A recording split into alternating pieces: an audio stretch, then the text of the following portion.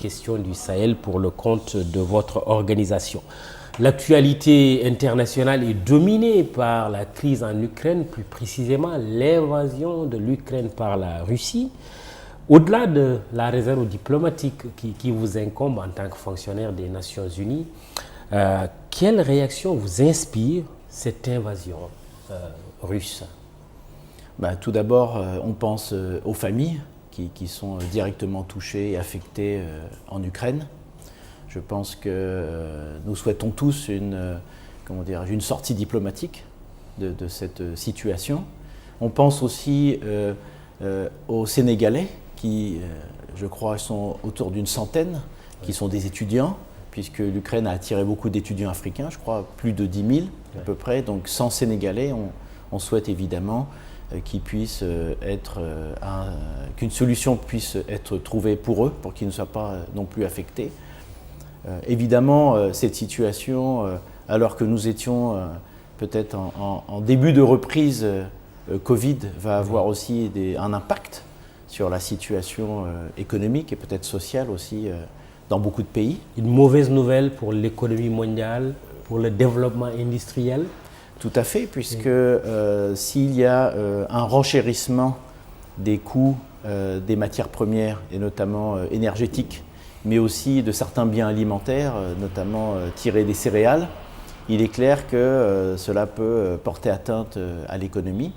Mais en même temps, cela renforce peut-être l'analyse que nous avons faite lors de la crise Covid, c'est que les pays, comme le Sénégal, mais beaucoup de pays africains, doivent justement accélérer leur transition vers beaucoup plus d'autonomie, beaucoup plus de production locale pour fournir les biens et les services dont ils ont besoin au niveau national. Oui, production, transformation. Et c'est pour ça que le chemin que le Sénégal a dessiné avec le plan Sénégal émergent, qui a été renforcé récemment par le plan de relance économique et ce qu'on appelle le PAP 2A, le programme d'action prioritaire ajusté et accéléré, qui met, je dirais, l'accent sur l'industrialisation inclusive et durable, la souveraineté alimentaire, sanitaire et pharmaceutique, et aussi le renforcement du secteur privé, et plus d'égalité territoriale et de renforcement aussi des aspects sociaux. Donc cette direction-là doit être encore renforcée. Et il y a eu un développement, je dois dire, très positif, que l'ONUDI a accompagné, c'est l'adoption l'année dernière d'une nouvelle politique et stratégie d'industrialisation 2021-2035 qui identifie 4 axes verticaux de développement de l'industrie et aussi 6 réformes indispensables pour cette industrialisation. Et si vous me permettez juste de citer rapidement les 4 axes, c'est vraiment tout ce qui est transformation des produits agricoles, sylvopastoraux et halieutiques, les produits de la pêche. Ensuite, de développer vraiment une industrie à partir de ces matières premières minérales et des hydrocarbures, donc pétrole et gaz, réussir à les transformer aussi sur place. L'industrie pharmaceutique, et puis aussi des industries innovantes, qu'il s'agisse de tout ce qui est à base de numérique, mais aussi les industries d'assemblage comme l'automobile, ou aussi je dirais tout ce qui est industrie créative, plus des réformes. Je vais aller assez vite. Les réformes, il y a 6 réformes à peu près, sont donc amélioration du cadre des affaires. Il y a aussi la mise à niveau industrielle des petites et moyennes entreprises du Sénégal pour qu'elles soient au niveau du marché international. Ensuite, c'est le capital humain, les infrastructures, le financement et la gouvernance. Donc pour la première fois, il y a une réforme importante qui va être mise en œuvre, c'est qu'il va y avoir un haut conseil présidentiel sur l'industrialisation 2 fois par an.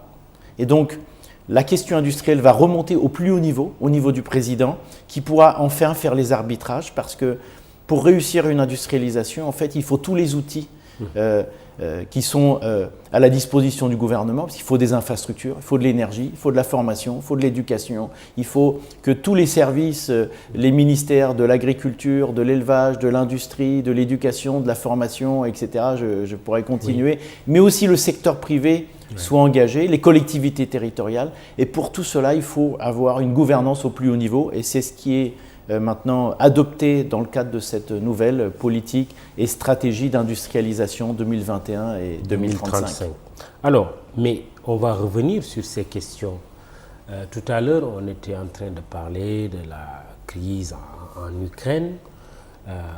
On sait déjà que l'économie mondiale a été durement éprouvée et le rapport mondial 2021 de l'ONUDI le dit, et que les conséquences risquent même, selon les mots de votre directeur général Lee Young, de réduire à néant les efforts qui ont été consentis pour l'atteinte des objectifs du développement durable.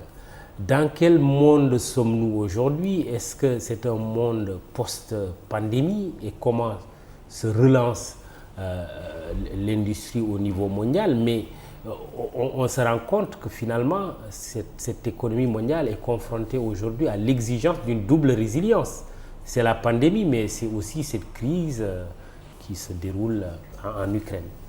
Non, tout à fait. Dans notre rapport qui est daté 2022, qui était finalisé en 2021, mais qui est notre rapport sur le développement industriel 2022, il est vrai qu'on fait des constatations assez graves, puisqu'il y a à peu près 250 millions d'emplois qui ont été mis à risque avec cette crise, et aussi à peu près 100 millions de gens qui ont replongé dans la pauvreté, alors que nous étions dans un mouvement plutôt de sortie de pauvreté. Maintenant, quelles sont les conclusions qui ont été tirées de ce rapport? D'abord, ceux qui ont le plus d'industries ou de secteurs industriels qui sont plus diversifiés s'en sortent mieux. Les pays dans lesquels il y a des entreprises d'une certaine taille, les entreprises les plus grosses s'en sortent mieux parce qu'elles ont réussi à se diversifier, peut-être à réorienter leur production. Par exemple, des industries textiles qui ont commencé à fabriquer des masques, ou des industries, je dirais, qui fabriquent d'habitude de l'alcool, qui se sont mis à faire des gels. Donc, il y a des entreprises qui ont cette agilité, mais celles qui souffrent, évidemment, ce sont les petites et moyennes entreprises, qui sont souvent informelles. C'est le cas au Sénégal, puisque vous avez pratiquement 95% du tissu économique au Sénégal qui est informel. Donc là, évidemment, ces entreprises-là sont moins organisées, ont moins de capacité de pouvoir se diversifier ou réagir. Et donc, ça a été un impact. Je voudrais dire une deuxième chose par rapport à ce que vous avez dit. C'est vrai que la préface de ce rapport a été faite par notre directeur général Lee Young, qui était de la République populaire de Chine. Entre-temps, en novembre, nous avons eu notre conférence générale et un nouveau directeur général a été élu. Et donc, c'est M. Gerd Müller, et cette fois-ci, c'est l'Allemagne. Donc, après une grande puissance industrielle comme la Chine, c'est maintenant une grande puissance industrielle comme l'Allemagne qui va guider notre organisation.